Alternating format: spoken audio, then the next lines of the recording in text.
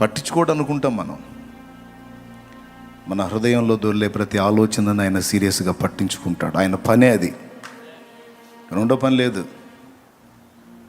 ఒకవేళ వేరే పనులు ఎన్ని పనులు ఉన్నా సరే నీ మీద ఎప్పుడు దృష్టి అలా పెట్టే ఉంటాడు. నీ ఆలోచనలని, నీ తలంపుల్ని, నీ ఆశల్ని, నీ ఇష్టాలని గమనిస్తూ ఉంటాడు, నవ్వుకుంటూ ఉంటాడు. తగిన కాలం మంది ఒకటొకటి మొత్తం నీకు ఇస్తాడు.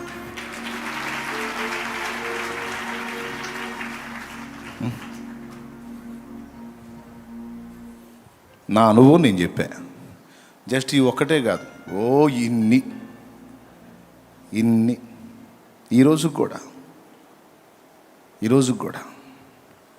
అందుకే చెప్తున్నా, నాకు ఇది ఇష్టం, అది ఇష్టం, నాకు ఇవి జరిగితే బాగుండు, ఇది వస్తే బాగుండు, అది అయితే బాగుండు, ఇలా ఉంటే బాగుండు, ఇది ఇలా కుదిరితే బాగుండు, ఇలా అయితే బాగుండు, అది బాగుండు, ఇది బాగుండు, అన్ని బాగుండులన్నీ ఉన్నాయి కదా నీ దగ్గర. ఈ బాగుండుల లిస్ట్ అంతా ఆయన దగ్గర ఉంటుంది. ఆయన దగ్గర ఉంటుంది. చక్కగా అవన్నీ గుర్తుపెట్టేసుకుంటాడు, భద్రం చేసుకుంటాడు. సరే, ఇది బాగుండు, అది బాగుండు, ఈ బాగుండులన్నీ నువ్వు పక్కన పెట్టేసి ఆయన ఇష్టాన్ని వెతుకుతూ ఉంటావు చూడు. ఇట్లా చేస్తే ఆయన సంతోషపడతాడు, ఇలా చేస్తే నా ప్రభు ఆనందపడతాడు, నేను ఇలా ఉంటే ఆయనకి ఇష్టం, నేను ఇలా చేస్తే ఆయనకి ఇష్టం అని ఆయన ఇష్టాలు వెతుకుతూ ఉంటావే, ముచ్చట పడతాడు, మురిసిపోతాడు. ఆయన ఇష్టాన్ని వెతుకుతున్న నీకు, ఆయన చిత్తాన్ని వెతుకుతున్న నీకు దాచిపెడతాడు. నీ ఇష్టాలను నెరవేర్చడం కోసం దాచిపెడతాడు ఆయన. వెంటనే అందాల్సిందైతే తక్షణమే అందేటట్టు చేస్తాడు. కొంచెం టైం తీసుకోవాల్సి ఉంటే నువ్వు ఆశించిన దాన్ని అలాగా దృష్టించి మౌనంగా ఉంటాడు. తగిన కాలమందు నీకు ఇస్తాడు. ఎట్లా అంటే లేఖనమే చెప్తుంది, అడుగు వాటి కంటేనో ఊహించు వాటి కంటేనో అత్యధికముగా దయచేయగల దేవుడు. నువ్వు అడిగింది గోరంత అయితే నా ప్రభు ఇచ్చేది కొండంత. అయితే ఇక్కడ షరతులు వర్తిస్తాయి. షరతు ఏంటి అంటే ఆయన ఇష్టాన్ని వెతికే తన బిడ్డల విషయంలో. కాబట్టి మనం ఆయన మీద దృష్టి పెట్టాలి. ఈరోజు మీరు అందుకే వచ్చారు, నాకు అదే సంతోషం. అందుకే చెప్తున్నా,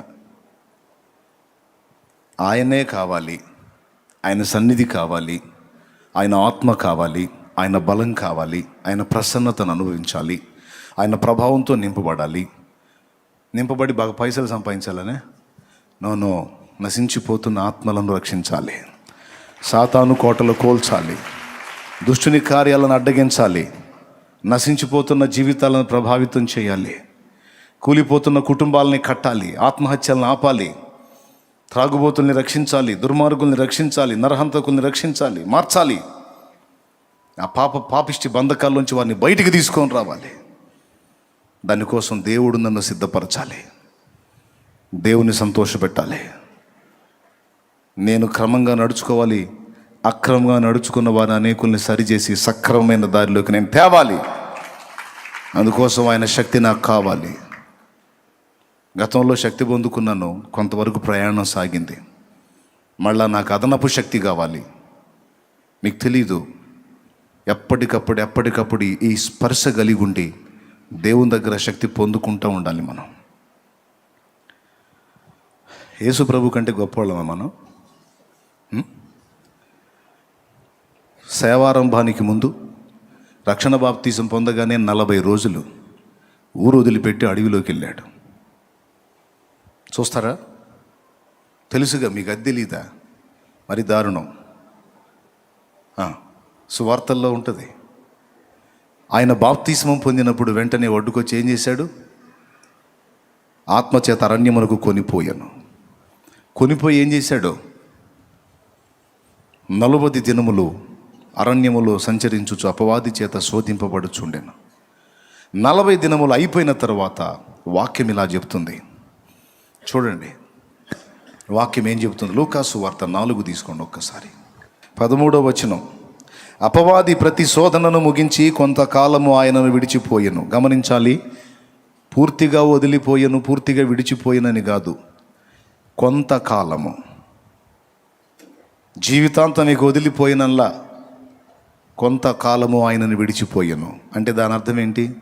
ప్రభువుని శోధించడానికి వాడు మళ్ళా ఆయనను దర్శించాడు. అయితే ఇక్కడ 40 దినములు ఉపవాస ప్రార్థనలో ప్రభు అరణ్యములో జీవించాడు, లోకానికి వేరుగా, తండ్రికి దగ్గరగా. ఆ టైంలో 40 రోజులు శోధించి తర్వాత ప్రతి శోధనను ముగించి అన్నారు. అక్కడ ప్రతి శోధన అన్న మాట కూడా చూడండి, ఆ మాట అండర్లైన్ చేసుకోండి. అపవాది ప్రతి శోధనను అంటే ఒక రకంగా శోధించాల, ఆయన్ని ఒక రకంగా శోధించాల, రకరకాలుగా శోధించాడు. అంటే వాడి దగ్గర కొన్ని వెరైటీలు ఉన్నాయన్నమాట శోధించడాల్లో, వాడి శోధనల్లో ఆ వెరైటీలన్నీ ఉపయోగించాడు ఆయన మీద. ప్రతి శోధనలో గెలుపు పొందాడు. మనకి మెట్టుకు 3 కనపడతాయి అక్కడ.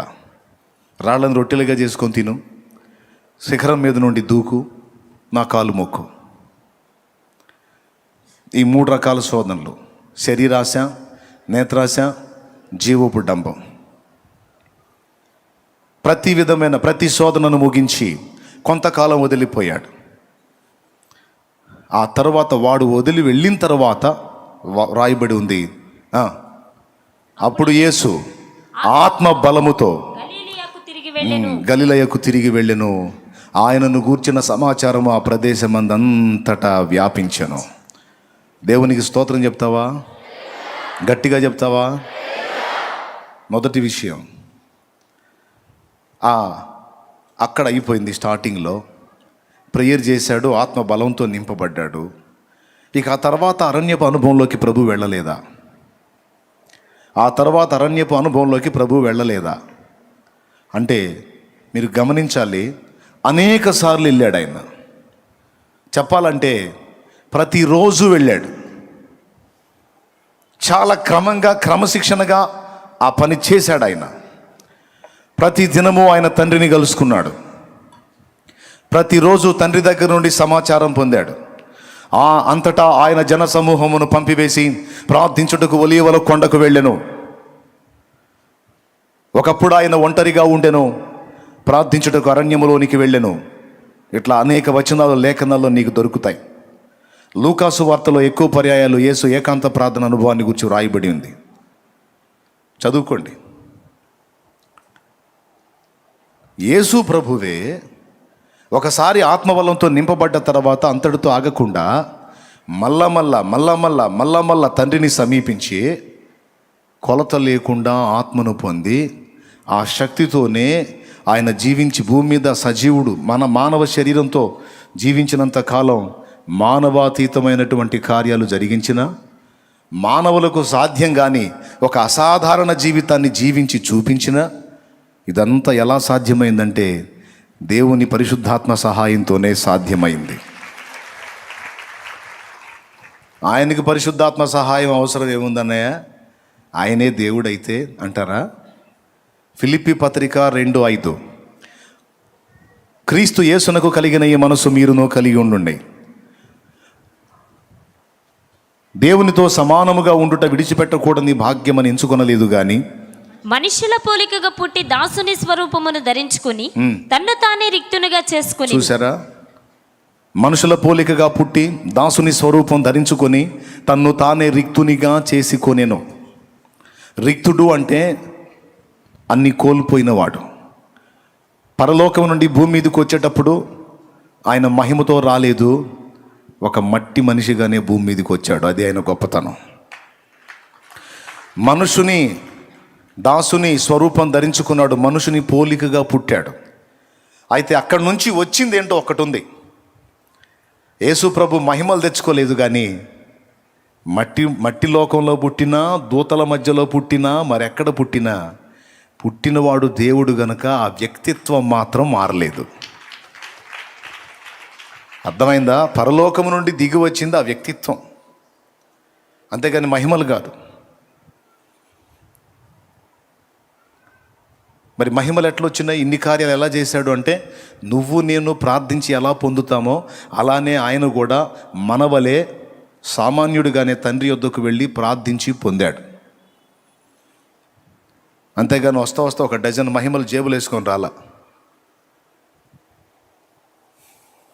ఇప్పుడు చెప్పు.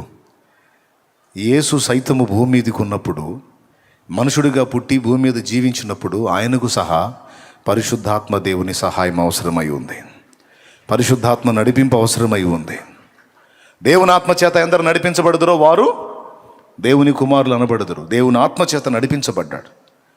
ఆ నడిపింపు కోసం, ఆ బలం కోసం, ఆ శక్తి కోసం నిరంతరం మనమేమో ఎప్పుడో ఆత్మను పొంది ఆ శక్తితో ఇంతకాలం ప్రయాణం చేసి అడుగు పొడుగు దిగజారిపోయి కొడిగట్టుకుపోయి ఆరిపోబోయే టైంలో మేలుకొని మళ్ళీ ఇప్పుడు ఆయన పాదాల దగ్గరికి వచ్చాం. యేసు ఆ వెలితి కలగనీయకుండా ఎప్పటికప్పుడు ఆత్మలో తరిగిపోకుండా పెరిగిపోయి తండ్రి చిత్తమంతా సంపూర్ణంగా నెరవేర్చి సిలువలో సమాప్తమైనదని పలికాడు. దేవునికి స్తోత్రం కలుగునుగాక. హల్లెలూయా. ప్రభువుకే నిరంతరం దేవుని పరిశుద్ధాత్మ శక్తిని సంగ్రహించుకోవటం అవసరమై ఉంటే ఇక నీకు నాకు అక్కర్లేదా? ఈ లోకంలో అందరిలాగా బ్రతకకుండా అందరిలాగా బ్రతికితే సాధారణ జీవితం, అందరికీ విరుద్ధంగా బతికితే అసాధారణ జీవితం. మనల్నేమో అసాధారణ జీవితం జీవించమని పిలిచాడు. అసాధారణ జీవితం జీవించాలంటే మనకు ఎట్లా చేత అయింది? నీళ్ళల్లో బతికే చేప ఒడ్డున ఎట్ట బతికిద్ది? ఒడ్డున బతికే మనిషిని నీళ్ళల్లో వేస్తే ఎట్ట బతుకుతాడు? నీళ్ళల్లో బ్రతికే చేప ఒడ్డును కూడా బతుకుతుంది అంటే దానికి అసాధారణ శక్తి ఏదో లభిస్తుంది. ఒడ్డున బ్రతికే మనిషి నీళ్ళలో కూడా బతికున్నాడంటే వానికి అసాధారణ శక్తి ఏదో లభించింది కాబట్టి బతికున్నాడు. అలాగే అందరిలాగానే పుట్టాము, అందరిలాగానే పెరిగాము, అందరిలాగానే బ్రతికాము, అందరిలాంటి అన్ని పరిస్థితులు చూస్తూ ఉన్నాం. కానీ అందరికీ వేరై జీవించాలంటే నీకు నాకు చేతనైద్దా? అసాధ్యం. కానీ అసాధ్యమైన ఆ జీవితాన్ని నేను సాధ్యపరుస్తానుక. ఎట్లా ప్రభువా? నీ శక్తి చేత బలము చేత కాదు, నా ఆత్మ చేతనే ఇది జరుగును. Praise the Lord. హల్లెలూయా. ఈ అవసరత గుర్తించలా చాలామంది దైవ జనులు కూడా గుర్తించలా, విశ్వాసులు గుర్తించలా, సేవకులు పరిచారకులు గుర్తించలా. అది గుర్తించిన అర్ధన్యులు. ఎప్పటికప్పుడు మళ్ళీ అన్నీ చూస్తూనే ఉన్నాం లోకంలో. ఒక రోజంతా మనం ఆరోగ్యంగా తిరిగి పని చేసుకోవాలంటే 3 సార్లు తినాలి. ఒకసారి తిన్న తర్వాత ఆ శక్తితో రోజంతా పని చేయగలమా? పొద్దున తిన్న ఆహారం మధ్యాహ్నానికి జీర్ణం అయిపోతుంది. మళ్ళా జీర్ణ రసాలు ఉత్పత్తి అయిపోయి రే మేత వేయరా అని అడుగుతాయి. పొద్దున వేసాక అంటే ఊరుకుంటాయా? సాయంత్రానికి ఏమంటది? ఎరా మధ్యాహ్నం వేయలేదు సాయంత్రం కూడా ఏవా, అట్లయితే నీకు శక్తి ఉండదురా, నువ్వు అడ్డం పడటమే. గమనించు, ఏ పూటకు ఆ పూట ఆహారం తిని శరీరానికి శక్తినిచ్చి ఎలా నడిపించుకుంటున్నావో మన ఆత్మకు కూడా ఎప్పటికప్పుడు శక్తిని సరఫరా చేయనట్లు జాగ్రత్త పడాలి, మెలకువగా ఉండాలి. ఇది భక్తి సాధకులందరూ గ్రహించాల్సిన సంగతి. దానికోసం ఎప్పటికప్పుడు దేవునితో సంబంధాన్ని ఏర్పరచుకొని దేవుణ్ణి కలుసుకుంటూ ఉండాలి. యేసయ్యను తీసుకెళ్ళి అరణ్యంలో అనుభవాలు నేర్పి వదిలాడు. ఆత్మ బలముతో ఎన్నో కార్యాలు చేశాడు. ఆత్మ బలముతో నిండి లైన్లోకి వచ్చిన తర్వాత ఆయనను గూర్చిన సమాచారము ఆ ప్రదేశమందంతటా వ్యాపించను. అంటే ఇక మహిమ స్టార్ట్ అయింది, వర్క్ స్టార్ట్ అయింది. ఆయన సంచరించడం కాదు, ఆయనను గూర్చిన వార్త వెళ్ళిపోయింది. నువ్వు పరిగెత్తటం కాదు, దేవుని శక్తి పొందుకొని ఒక దగ్గర నువ్వు కూర్చుంటే మొత్తం నీ దగ్గరకు పరిగెత్తుతారు. అది ఇక్కడ విషయం. నువ్వు పరిగెత్తాల్సింది దేవుని పాదాల దగ్గరికి. దేవుని పాదాల దగ్గరకు పరిగెత్తితే ఆయన శక్తిని నీకు ఇచ్చి నిన్ను నిజంగా వెలిగిస్తే, దేవుని శక్తితో నింపబడి నిజంగా నువ్వు వెలిగితే, మరీ ఖాళీగా కూర్చోకుండా కొంత పని నువ్వు చేస్తూ ఉంటే ఆ వార్త దావాలనమే వ్యాపించి అంతకంత అయ్యి నిన్ను కూర్చున్న సమాచారం సిరియా ఎక్కడా, షోమ్రోన్ ఎక్కడా? ఎలీషా షోమ్రోన్లో ఉన్నాడు, సిరియాలో నయమాన్ ఉన్నాడు. బానిస పిల్ల చెప్పింది, షోమ్రోనులో ప్రవక్త ఉన్నాడు, నా యజమానుడైన నయమాను. షోమ్రోనులోనున్న ఆ ప్రవక్త దగ్గర కానీ వెళితే ఈ రోగం నుండి విడుదల పొంది బాగుపడతాడని నేను గ్రహించాను అమ్మగారు, మీ ఆయనకి చెప్పండి అని చెప్పింది. బానిస పిల్ల 2 రాజుల్లో 5లో ఉంటుంది. ఇంటికి పోయి నాకు చూడండి, ఇప్పుడు నాకు వెళ్ళి చూడండి. దేవునికి స్తోత్రం, హల్లెలూయా. చెప్పింది. వచ్చాడుగా నయమాన్ దగ్గరికి ఎలీషా పోయాడా? ఎలీషా దగ్గర నయమాన్ వచ్చాడా? నేను చెప్తుంది అది. అంటే ఏందనే, మనం తిరగొద్దా, సేవ చేయొద్దా? అబ్బా తిరగొద్దా, నువ్వు ఎవరు చెప్పారమ్మా? నువ్వు పోటు పొడుస్తానంటే ఎవరు పొడవద్దు అన్నారమ్మా? పొడు. కాకపోతే ఒట్టిపోట్లు కాదమ్మా, కాస్త గట్టిగా ఉండాల. కార్యం చేస్తే సరిగ్గా ఉండాలంటే ఏం చేయాలా? దేవునితో కలుసుకోవాలా, శక్తి పొందుకోవాలా. శక్తి పొందుకొని బయలుదేరితే అప్పుడు కదులుతాయి ఎక్కడెక్కడ వ్యవహారాలన్నీ. నువ్వు ఆ శక్తి పొందుకోవు, అసలు అది నీలో తరిగైపోయిందన్న సంగతే నీకు తెలియదు. ఏదో చేయాలని పరిగెత్తి సగం బడ ఊడిపోయా. దేవునికి స్తోత్రం కలుగునుగాక, హల్లెలూయా. సగం బడ ఊడిపోయా, సగం బడ తెలిపోయిపోయా, సాధించింది ఏం లేకపోయా. కాదు, శక్తితో నింపబడాలి. దేవుని శక్తితో మనం నింపబడినట్లు అప్పటికి మనలో ఉన్నవన్నీ కూడా దేవుడు మొదట ఖాళీ చేయాలి. ఖాళీ చేసి ఆయన తన శక్తితో నిన్ను నింపాలి. దేవునికి మహిమ, హల్లెలూయా.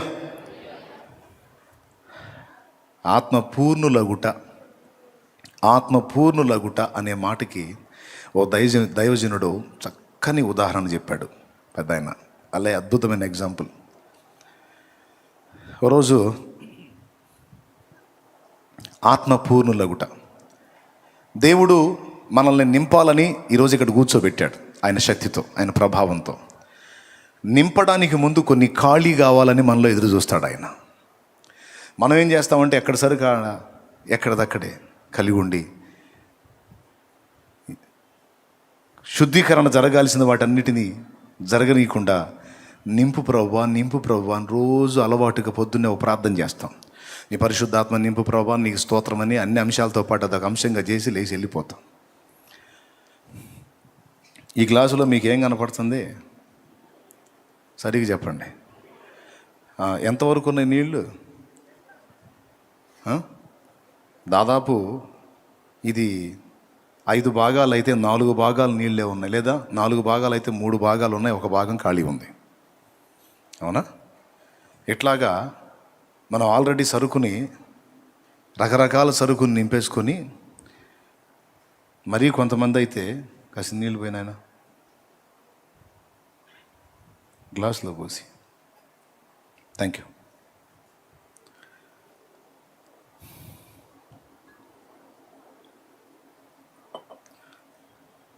ఇక్కడ దాకా పేకల దాకా లోకపు చెత్తతో నింపుకొని దేవుని ముందు మోకాళ్ళలోని, ప్రభువా నింపు అంటే ఖాళీ ఏదిరా అంటాడు. ఖాళీ ఎందుకు లేదు ప్రభా? ఉందిలే Prabha, holy spirit, full holy spirit. ఒరే నువ్వు ఆల్రెడీ ఫుల్ అయిపోయి ఉన్నావురా, సరిగ్గా చూడు అంటాడు.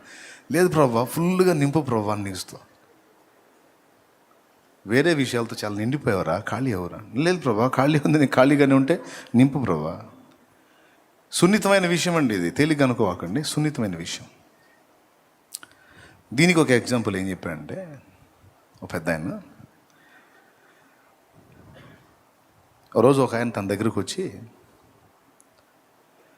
మా ఇంట్లో నిన్న ప్రార్థన కూటం జరిగిందండి, 15 మంది వచ్చారు, ఇల్లు మొత్తం ఫుల్ అయిపోయింది అన్నాడంట. ఓ దేవునికి స్తోత్రం. మరుసటి వారు మళ్ళా కలిసి, నిన్న మా ఇంట్లో ప్రార్థన జరిగిందండి, 25 మంది వచ్చారు, ఇల్లు ఫుల్ అయిపోయింది అన్నాడంట. మీకేమైనా అర్థమైందా? ఇప్పుడు 15 మంది వచ్చారు అన్నప్పుడు ఇల్లు ఫుల్ అయింది అన్నాడు. మళ్ళీ 25 మంది ఎట్టబట్టారు? సరే వదిలే. 3వ వారం కలిసి, నిన్న మా ఇంట్లో 35 మంది వచ్చారండి, ఇల్లు ఫుల్ అయిపోయింది, భలే ప్రార్థన జరిగిందన్న. ఏందిరా 15, 25, 35 అని మీ ఇల్లు ఏమైనా రబ్బర్ లాగా సాగుతుందా? ఏంది మీ ఇల్లు ఏమైనా రబ్బర్ లాగా సాగిపోతా ఉందా ఏంది మనుషులు వచ్చే కొద్దీ అని అడిగితే, దాందే ఉంది సాధ్యమే అన్నాడు. ఎట్లా సాధ్యం? మొదటిసారి 15 మంది వచ్చినప్పుడు ఇల్లు ఫుల్ అయిందన్నాను, నిజమే. 15 మంది మనుషులతోనూ ఇతర సామాగ్రితోనూ నింపబడి ఉన్నందున మా ఇల్లు ఫుల్గానే ఉంది. మరుసటి వారం 25 మంది వచ్చినప్పుడు ఇంట్లో ఉన్నటువంటి మంచాలు, పరుపులు, వస్త్రాల మూటలు, కొంతమంది మూలలో పేరుస్తూ ఉంటారు సరుకు, ఎక్కడెక్కడ చెత్త అంతా ఒక పక్కన కుప్పేస్తూ ఉంటారు ఇళ్లల్లో. ఒళ్ళు బరువు స్త్రీలు, మిమ్మల్ని కాదులే, శుభ్రం చేసుకోరు, పేరుస్తూ ఉంటారు అన్నమాట ఏడ సరుకు ఆడ. ఇట్లాంటివన్నీ బయటేసేసాం. అప్పుడు లోపల పెద్ద గదంతా ఖాళీ అయిపోయి 25 మంది పట్టారు. ఇప్పుడు ఇందులో జనం ఉన్నారు, బయట సరుకు ఉంది. ఇల్లు ఫుల్ అయిందా లేదా? ఫస్ట్ 15 మందే ఉన్నారు, ఎక్కడ సామాను అక్కడే ఉంది. ఫుల్ అయిందా లేదా? దేవునికి మహిమ. ఇక మూడో వారం ఆ గదిలో తీసాం, ముందే తీసాం కదా 25 మందికి. ఈ పంచలో కూడా తీసి ఓపెన్ మెల్లాలో పెట్టాం. ఆ మిగిలిన ఆ కొద్ది ఆ గ్యాప్లో మిగిలిన వాళ్ళు పట్టారు. ఇప్పుడు ఇల్లు మొత్తం వ్యక్తులతో నిండిపోయారు, సామాగ్రి మొత్తం బయటికి వెళ్ళిపోయింది. ఇప్పుడు ఇల్లు ఫుల్ అయిందా లేదా? ఇది మన లోపల ఖాళీ కావాల్సినవి కొన్ని ఉన్నాయి.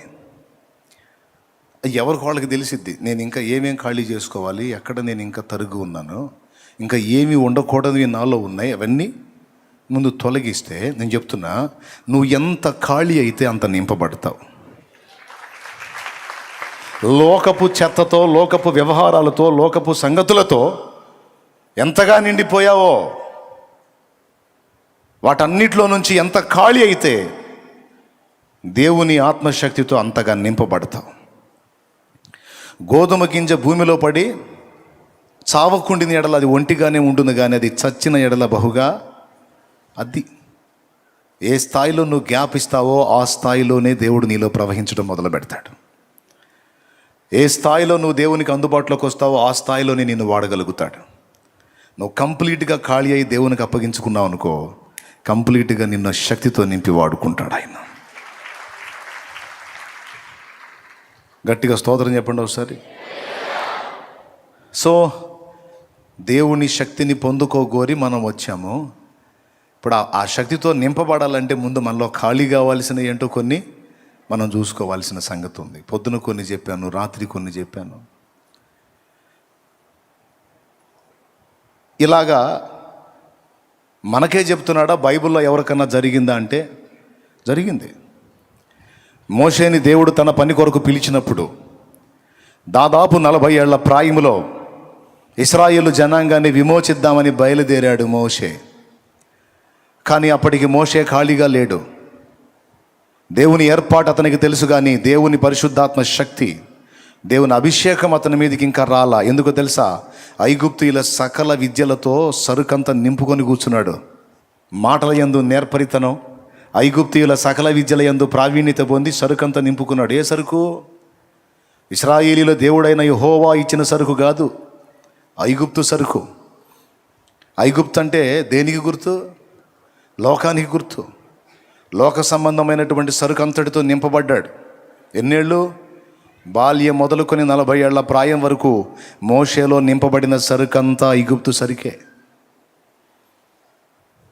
స్తోత్రం, హల్లెలూయా. ఆ చివరాఖర్లో తన జన్మ కారణం ఏంటో, తన ఎవరి సంతానమో ఎరిగి వాళ్ళని బానిస శృంఖలాల్లోంచి బయటికి తీసుకొని రావాలనే బాధ్యత తన భుజాల మీద దేవుడు ఉంచాడని ఎరిగి ఈ ఐగుప్తు సరుకంతా ఎక్కడిదక్కడ లోపల పెట్టుకొని తాను ఉన్న ఫలంగా వెళ్ళి వాళ్ళని బయటికి తేవాలని చూశాడు. నేను చెప్పనా? ఆ పని మోషేను చేయనీలా దేవుడు. ఒకవేళ అలాగున మోషే ఆ పనికి వెళ్ళినట్టయితే నేను చెప్పనా, ఐగుప్తులోంచి ఇశ్రాయేలీని బయటికి తేవటం కాదు, మొత్తాన్ని నాశనం చేసి ఆడబెట్టేవాడు.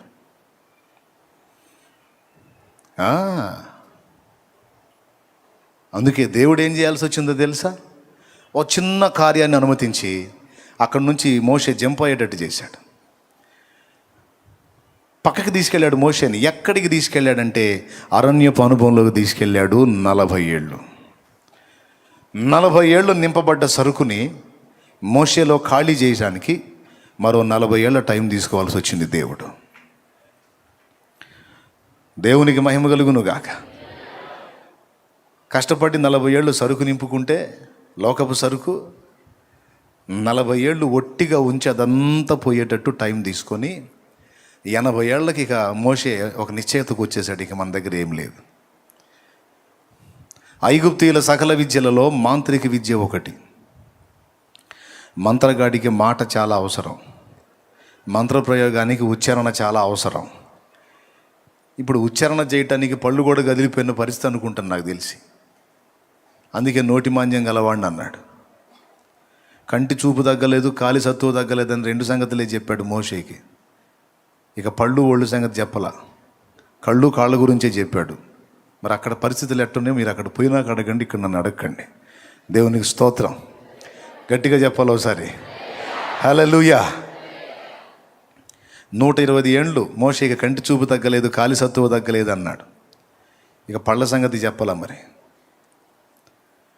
అంటే పళ్ళు వృద్ధాప్యంలో కదిలిపోవటమే కాదు, కొంతమందికి ఏది పడితే తిని పళ్ళు ఖరాబ్ అయిపోయి పటకారా పెట్టి పీకేస్తూ ఉంటారు. కొంతమంది వాళ్ళే దారాలు పెట్టి అవి పెట్టి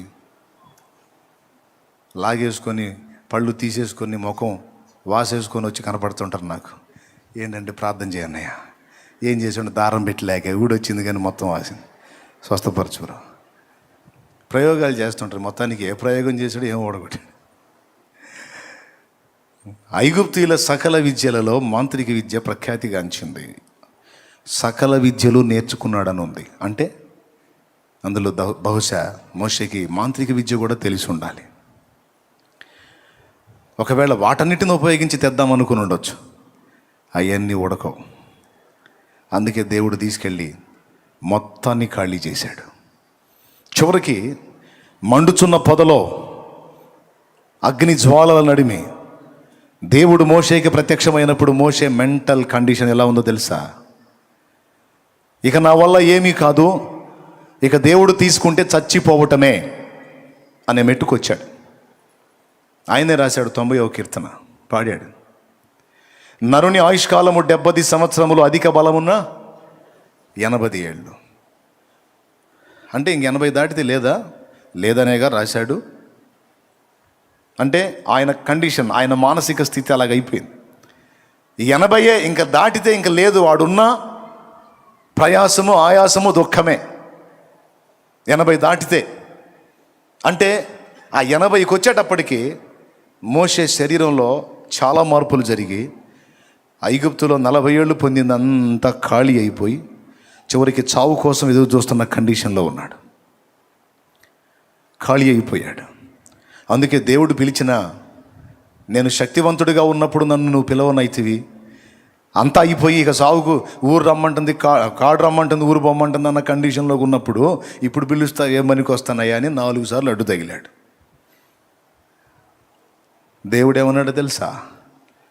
ఈ 40 ఏళ్ళు నిన్ను ఖాళీ చేశానయ్యా, ఇప్పుడు ఖాళీ అయిపోయావు, ఇక ఇప్పుడు ఏది చేయాలన్నా నీకు దిక్కు లేదు, నా మీద ఆధారపడటమే.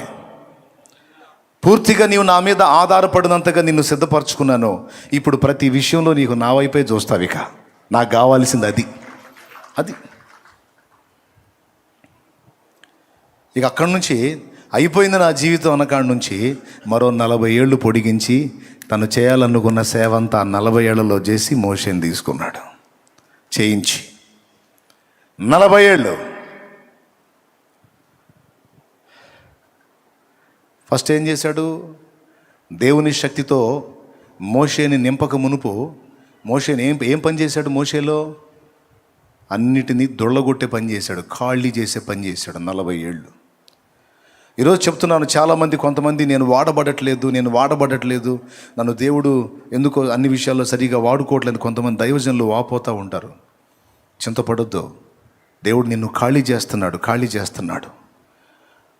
ఒకవేళ దేవుడు ఖాళీ చేయటం పని సంపూర్తి అయిన తర్వాత రెండో పని స్టార్ట్ అయింది. ఖాళీ చేసిన దేవుడే తిరిగి అతని శక్తితో నింపటం మొదలు పెడతాడు. మొదట ఖాళీ చేస్తాడు, తర్వాత నింపుతాడు, నింపిన తర్వాత పంపుతాడు. అప్పుడు వాడబడతావు నువ్వు బలంగా. ఇస్తాడు అవకాశం, ఇస్తాడు. సేవకులకు చెప్తున్నాను, చాలామంది దైవజనులు ఉన్నారు కనుక విశ్వాసులకు కూడా చెప్తున్నాను, దేవుని శక్తి మనలో నింపబడాలని వచ్చి కూర్చున్నాం కదా, దానికి ముందు నువ్వు ఖాళీ కావాలి. లోకపు చెత్త నీలో చాలా పెరిగిపోయింది, అది గుర్తుపట్టి దాన్ని అంతటిని నువ్వు తొలగించుకునే విధంగా సిద్ధపడాలి అని దేవుడు అడుగుతున్నాడు. ఒకసారి గలతీ పత్రిక మీరు తీయగలిగితే,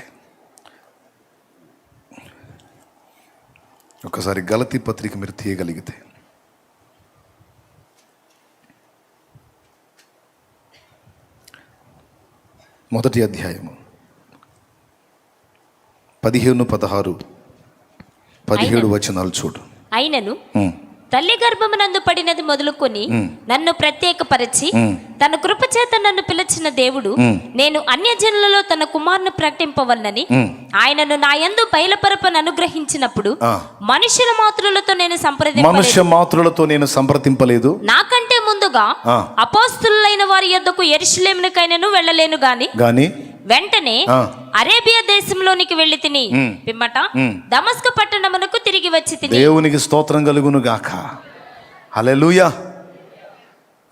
తర్వాత అటుపైన 3 సంవత్సరములైన తరువాత కేఫాను పరిచయం చేసుకున్న వల్లని యెరూషలేమునకు వచ్చి అతనితో కూడా 15 దినములుంటిని. చూడండి, పౌలు పిలువబడినప్పుడు, పౌలు దేవుని దర్శనం పొందిన తరువాత, దేవుని పిలుపు అందుకున్నప్పుడు వెంటనే అతను ఎక్కడికి తీసుకెళ్ళబడ్డాడో చెప్పాడు. అరేబియా దేశమునకు కొనిపోబడ్డాను అన్నాడు.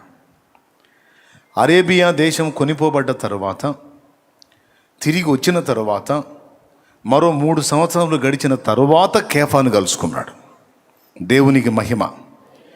అంటే దేవ దర్శనం పొందుకున్న తర్వాత, దైవ ప్రత్యక్షత పొందుకున్నాక, దేవుని వాక్కు పొందుకున్నాక వెంటనే వెళ్ళి అపోస్తలుని కలుసుకొని వెంటనే సేవలోకి హడావుడి కాలేదు. కానీ ముందు అక్కడి నుంచి అరేబియా దేశంలోకి వెళ్ళాడు.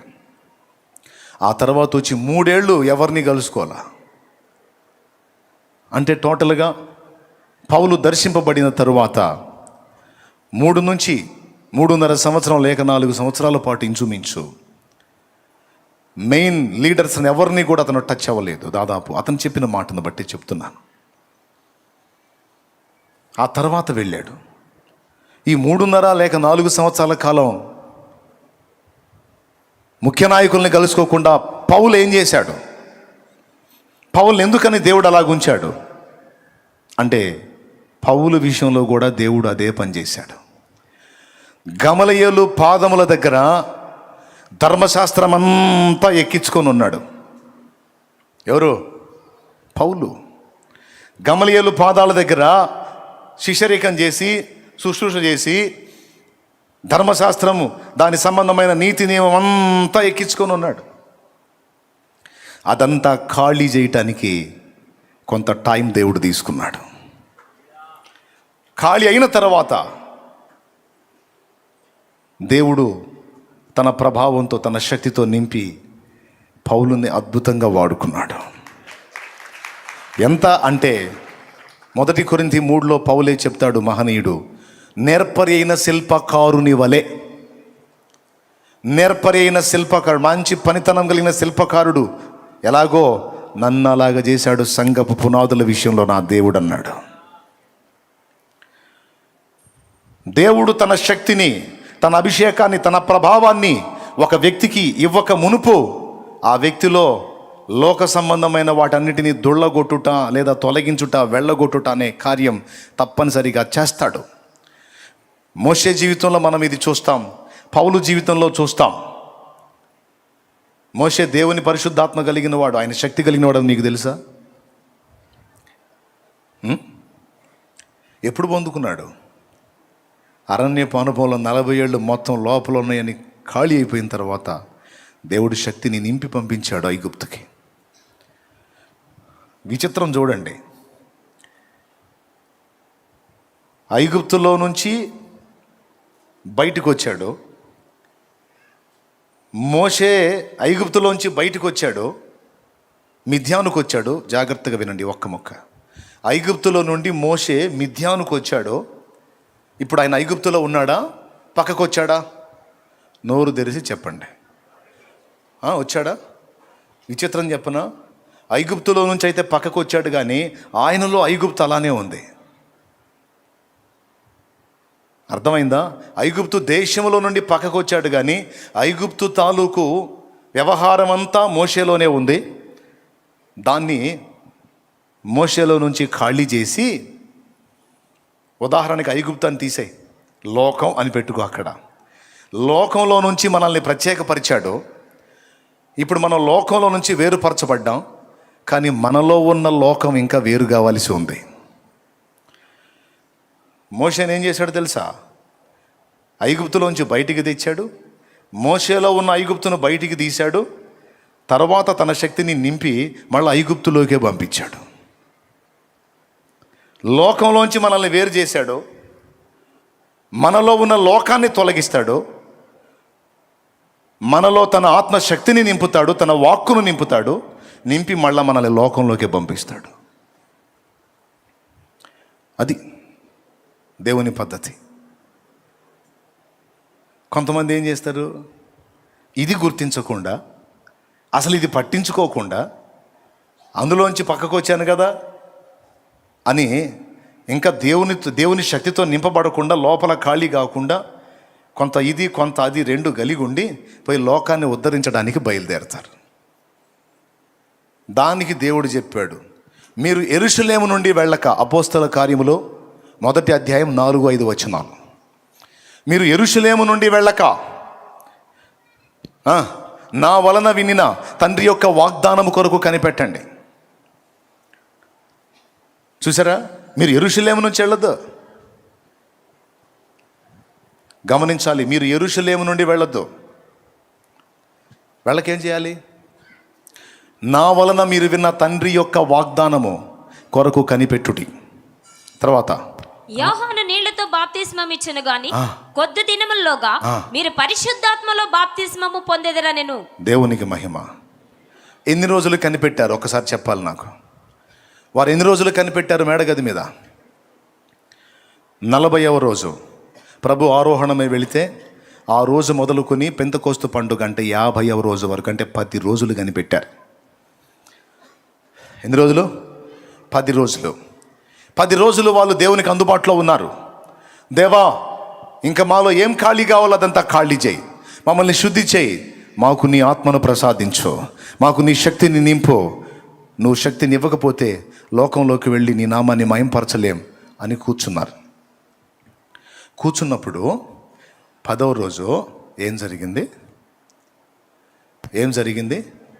అగ్ని నాలుకల వలె విభాగింపబడి వారందరి మీద వ్రాలాడు.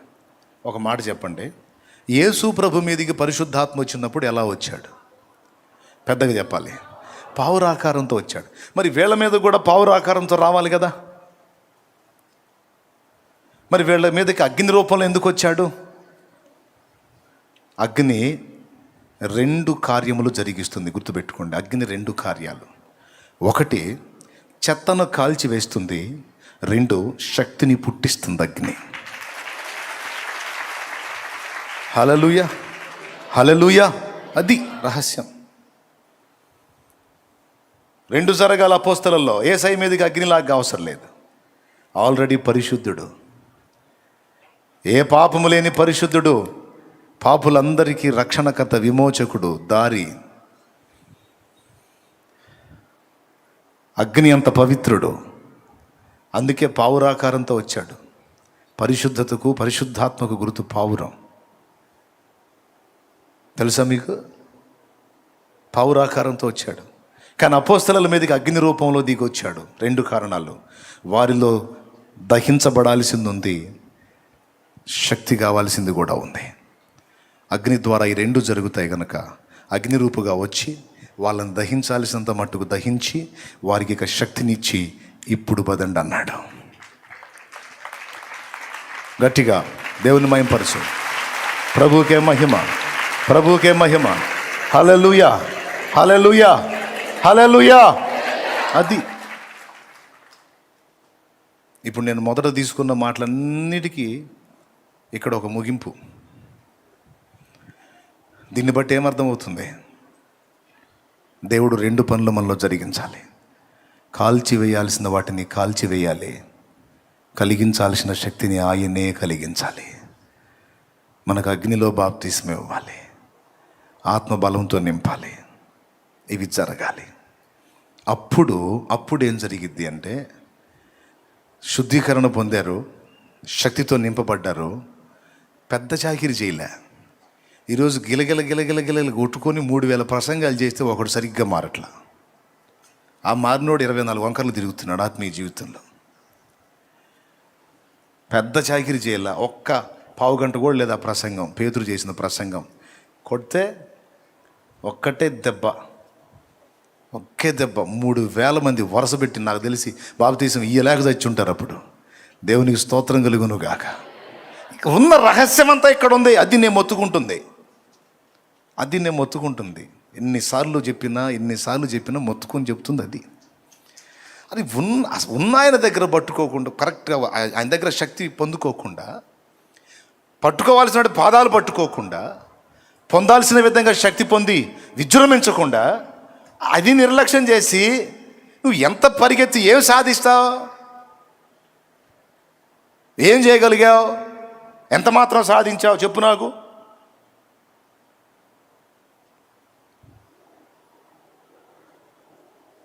ఈరోజు గందరగోళం అయిపోతున్నాం.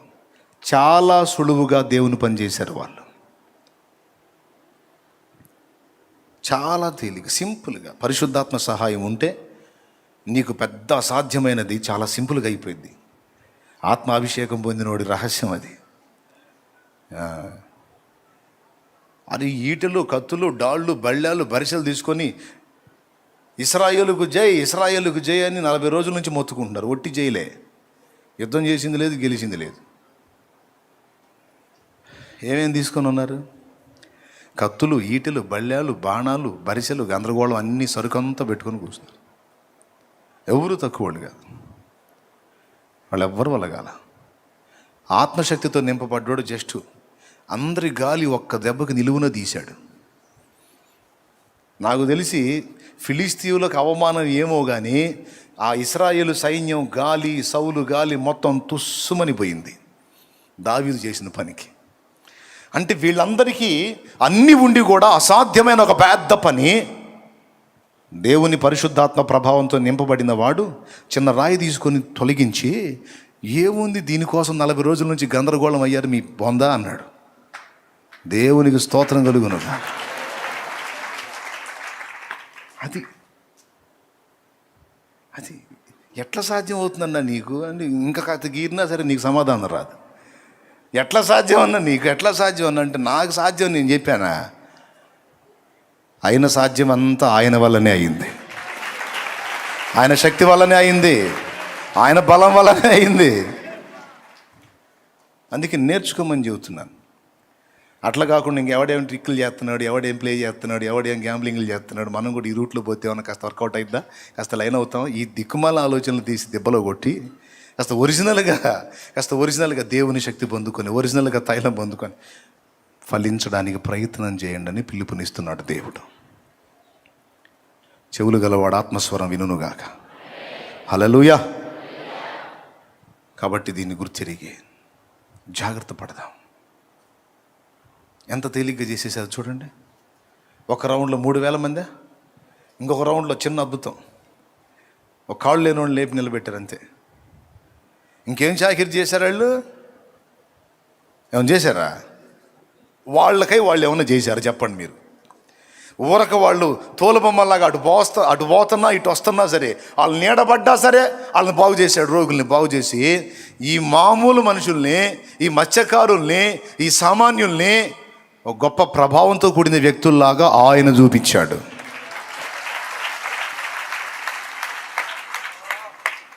ఆయన చూపించాడు. చూపిస్తే అప్పటిదాకా అసలు ఎవరు పట్టించుకోలేదు. ఆ తర్వాత వీళ్ళు పోతుంటే పేతురు గారు ఇదిగో మిమ్మల్ని ఆపమండి, మీ దారిని మీరు పోండి, అసలు మిమ్మల్ని ఆపం మేము, జస్ట్ మీ నీడ పడితే చాలండి, రోడ్డు పక్కన మంచాలు వేసుకుంటామండి. ఏంట్రా బాబు మీరు సరిపోండి, ఎట్లా కానీ సరే యోహాన్ ఏ సంగతి అట్లా జరిగిందా? ఈ నీడ తగిలితే వాళ్ళు వేసి కూర్చుంటున్నాడు. దేవునికి స్తోత్రం కలుగును గాక. హల్లెలూయా. ఒక ఉజ్జీవం, ఒక విస్ఫోటనం, ఒక ప్రభావం, ప్రభంజనం, ఒరిజినల్ శక్తి. తోలుబొమ్మలే వాళ్ళు దానికోసం ఎంత చాకిరీ చేశారు నాకు చెప్పండి మీరు. ఈరోజు ఒక మీటింగ్ పెట్టాలంటే మనకి ఎన్ని కుస్తీలు, స్టేజీ కట్టాలా, లైటింగ్ పెట్టాలా, మైకులు కట్టాలా, స్పీకర్లు పెట్టాలా, లచ్చలు తేవాలా, ఎన్ని వందలు వేలుగా లచ్చలు కావాలా, మళ్ళా మరి పబ్లిసిటీ కావాలా, అయ్యగారిది పెద్ద ఫోటో వేయాలా, స్థానిక పాస్టర్ వరద బాధితులాగా చిన్న ఫోటో వేసుకోవాలా. దేవునికి స్తోత్రం కలుగునుగా. హల్లెలూయా. మరి అంతే కదా, అంత హడావుడి గందరగోళం చేయాలా? ఇంతసేటు చేసి ఇంత గందరగోళం చేసి 3 రోజులు గోలగోలు చేస్తే ఎంతమంది కదిలించబడ్డారబ్బాయి అంటే అది వేళ్ల మీద లెక్కేయచ్చు. వాళ్ళకి మైక్ గొట్టాలు లేవు, స్పీకర్ బాక్సులు లేవు, బ్రాండెడ్ స్పీకర్లు లేవు, ఏమండి ఫారెన్ స్పీకర్లు లేవు, లే. ఇప్పటికీ నాకు అర్థం కాదు, ఆ పేతురు మాట్లాడితే అన్ని వేల మందికి ఎట్టిన పడిందో నాకు అర్థం కావట్లా. ఎట్లని పడి ఉంటుంది అంటారు మీరు చెప్పండి ఒకసారి. ఏ సౌండ్ సిస్టమ్ లేకుండా 3000 మంది ప్రజలకు వాక్యం అందించటం సాధ్యమా? ఎప్పుడు రాలేదా మీకు ఈ డౌట్? వచ్చిందా? ఏం సమాధానం వెతికారు దానికి? నేను చెప్పనా? పరిశుద్ధాత్మ అగ్నితోనూ మంచుతోనూ పావురంతోనూ రకరకాలుగా పోల్చబడ్డాడు. ఆ పోలికల్లో వాయువు, గాలి, అర్థమైందా? వాయువు తన దాసుడు నిలబడి మాట్లాడుతున్నప్పుడు ఒక పక్క తన దాసుని వాడుకుంటానే ఈ నోటి నుండి వెలువడేటువంటి మాటలు ఉన్నాయే, వాయువు ద్వారా వింటున్న వారి చెవుల్లోకి వెళ్ళేటట్టు చేశాడు ఆయన. పరిశుద్ధాత్మ కార్యమే అది, అదంతా పరిశుద్ధాత్మ కార్యమే. నువ్వు కావాలంటే చూడు, గాలి వాళ్ళకి నిలబడి మాట్లాడు, సౌండ్ సిస్టమ్ లేకుండా అందరికి వెళ్ళిపోయింది మాటలు. ఏం విజయ్ పోదా, ట్రై చేయి. దేవునికి మహిమ. మరి ఏ వాళ్ళు నిలబడి మాట్లాడితే ఆ ఎన్నోళ్ళ చెవుల్లోకి వెళ్ళిందో, ఎంత వెళ్ళినా వాళ్ళకి నిలబడి ఎంత మాట్లాడినా అన్ని వేల మందికే. యేసయ్య మాట్లాడినప్పుడు అన్ని వేల మంది విన్నారు. ఏ స్పీకర్లో ఉన్నాయండి? ఏ సౌండ్ సిస్టమ్ ఉంది? ఈరోజు 100 మంది చర్చికి కాస్ట్లీ స్పీకర్లే లక్షలు ఉండేదేమో 100 మందికేమో అంత కాస్ట్లీ. అంత కాస్ట్లీ పెట్టి మొత్తుకున్నా ఎవడు కదలటల్లా. అది కాస్ట్లీ స్పీకర్ లేవు, ఏమీ లేవు. మనకన్నా ఈ ఆకులు రేకులన్నా ఉన్నాయి, వాళ్ళకి అవి కూడా లేవు. దేవునికి స్తోత్రం కలుగును గాక. హల్లెలూయా. అమ్మో, ఏం కదలిక, ఏం ఉజ్జీవం! ఒరిజినల్గా పరిశుద్ధాత్మ సహాయం. భక్తులను వాడుకొని పలికించిన వాడే పలికిన వాక్కులన్నీ వినేవాళ్ళ చెవుల్లోకి, హృదయంలోకి వెళ్ళేటట్టు చేశాడు. అందుకే పొడవబడి ఒక రౌండ్లో 3000, మరో రౌండ్లో 5000, కదిలి ఊళ్ళు కదిలిపోయినాయి. దేవునికి మహిమ. నువ్వు దేవుని కొరకు ఒక మంట మండాలంటే రూట్ ఇది. నిజంగా ఒరిజినల్ ఉజ్జీవం నువ్వు చూడాలంటే రూట్ ఇది. దేవుని బిడ్డలారా, దేవుని చిత్తం నెరవేర్చగోరే వారలారా, దేవుని కొరకు ఆసక్తి కలిగి ఉన్న వారలారా, దేవుని కొరకు ప్రభావంతో నేను వాడబడాలని ఆశిస్తున్న వారలారా, గుర్తించండి.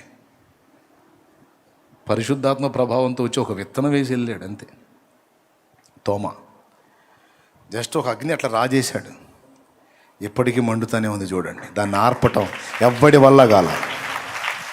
మతోన్మాద శక్తులు ఈరోజు కొత్త కాదు.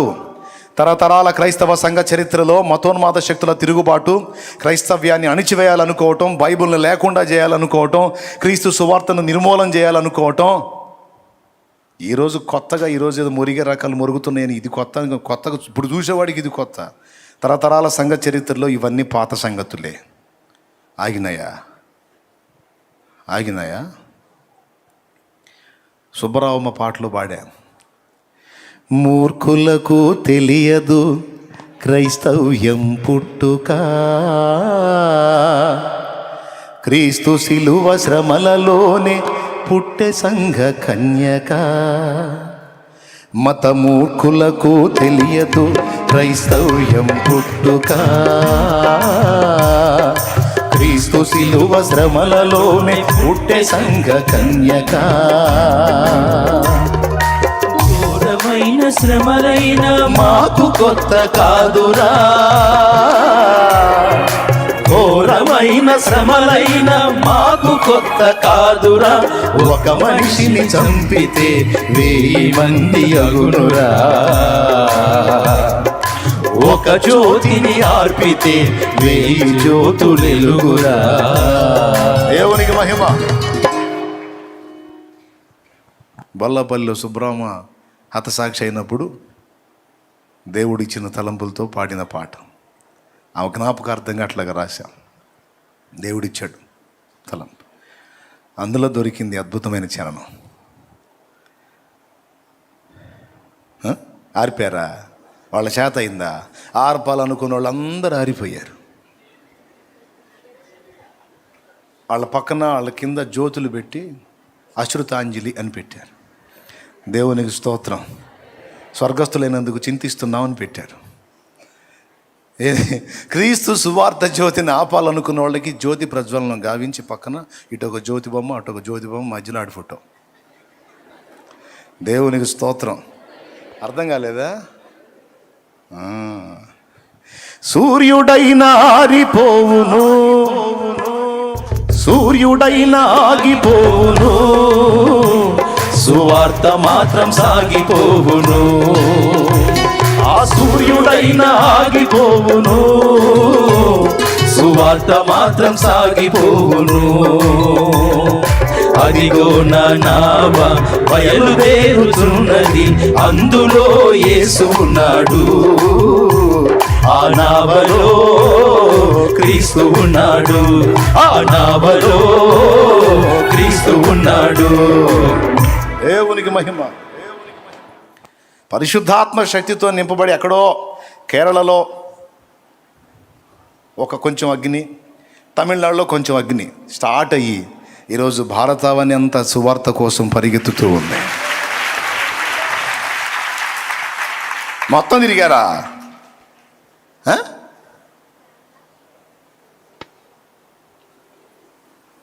ఈరోజు మన అంతర్జాతీయ ప్రసంగికులు ఎంతమాత్రం ప్రభావితం చేశారండి. ఫారిన్ కంట్రీకి పోయినా అక్కడ ఉన్న తెలుగు వాళ్ళకి చెప్పుకుని రావటమేగా ఆల్రెడీ విశ్వాసులకి. ఊరికి తెలీదు, ఊరి చెవులో పెడతారు క్యాబేజీలు క్యాలీఫ్లవర్లో. దేవునికి స్తోత్రం కలుగునుగా. హల్లెలూయా. అన్నీ తెలుసు, ఒరిజినల్గా చేయాలి దేవుని పని. అది నేను మొత్తుకుంటుంది. చెప్పు, పర్వాలేదు, ఎక్కడున్న వాళ్ళైనా బలపరచు, ఇబ్బంది ఏం లేదులే. విదేశాలకు వెళ్ళి ఎంతమందిని విదేశీయుల్ని రక్షణలోకి నడిపించావు, ఎంతమందిని ప్రభావితం చేశావు. ముందు స్వదేశంలో చాలామంది ఆత్మలు నశించిపోతున్నారు, వీళ్ళ మీద దృష్టి పెట్టాలి. ప్రభు సెలవైతే విదేశాలకు కూడా వెళ్ళాలి. భారతదేశం నుండే ఇతర దేశాలకు కూడా సువార్త వెళ్ళాలి, సత్యం వెళ్ళాలి, ఉజ్జీవం వెళ్ళాలి. ప్రార్థన చేయాలి మనం. ఓకే, ఇంకా చాలులే, నేను అసలుకే మాట మీద నిలబడదాం అనుకుంటున్నా ఈరోజు. దేవునికి మహిమ. రండి, దేవుని పాదాలు పట్టుకుందాం, కాల్చమని అడుగుదాం. కాల్చమని అడుగుదాం. అగ్ని దిగిరా, నన్ను కాల్చమని అడుగుదాం. ఖాళీ చేయమని అడుగుదాం. శక్తి నిమ్మని అడుగుదాం. బలమిమ్మని అడుగుదాం. జీవాన్ని నింపమని అడుగుదాం. ప్రభావంతో నింపమని అడుగుదాం. పరిగెత్తి పరిగెత్తి పరిగెత్తి ఒక చిన్న జోక్ చెప్తా.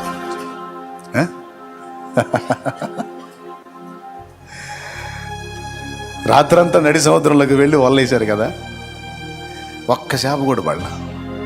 ఎంత దారుణం అంటే అంత దారుణం. ఒక్క చేప కూడా. మరి కనీసం ఒకటన్నా పడిద్దిగా, ఒక్కటి కూడా పడలా. అవునా? నడి సముద్రంలోకి వెళ్ళి వేస్తే దేవుడు సహాయం చూడండి. యేసయ్య చెబితే అసలు ఉండటానికి అసంభవమైన ప్రదేశంలో కూడా నీ కోసం నువ్వు మొయ్యలేనని చేపలు ఉంటాయి. అది